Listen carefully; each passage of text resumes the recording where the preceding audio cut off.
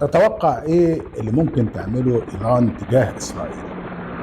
أعتقد أن الرد الفعل سيكون باهت وسيكون رمزي وسيكون غير مؤثر بشكل واسع يؤدي إلى حرب إقليمية.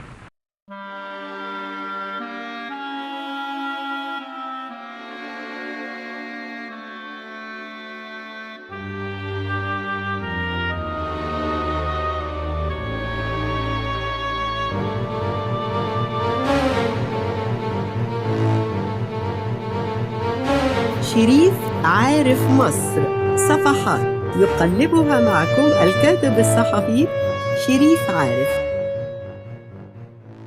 الناس دلوقتي بتسخر من اللي ممكن تعمله إيران، يعني احنا لو تابعنا مواقع التواصل الاجتماعي والسوشيال ميديا عموما، النيو ميديا عموما، هنلاقي ان هناك سخرية.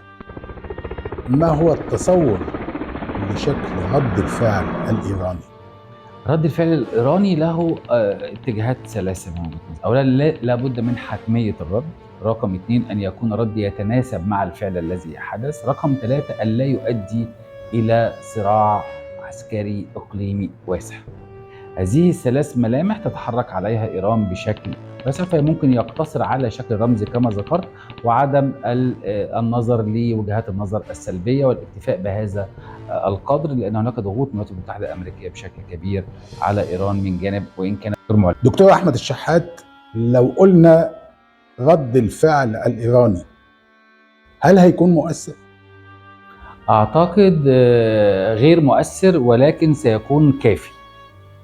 بمعنى إيه كافي؟ بمعنى ان سيكون رمزيته في اثاره كافه اذرع ايران من كافه الجهات للتعامل مع هذا المشهد بشكل منهجي على مدة طويله، ويكون هذا الرد هو المعبر عما حدث في ايران، وسيكون بدعم او بتنسيق مع الولايات المتحده الامريكيه للحفاظ على مستوى التصعيد.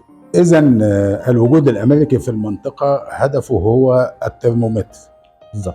يعني التواجد الأمريكي ليس الدفاع عن إسرائيل فقط، ولكن أيضا ربما التنسيق مع إيران نفسها. الحفاظ على مستوى الصراع مع إيران، ووجود إيران في المشهد ذريعة للتواجد الأمريكي في المنطقة، ويعزز من أي تحركات عسكرية في المنطقة، ويعني كأحد الذرائع المهمة للسياسات الأمريكية في منطقة الشرق الأوسط.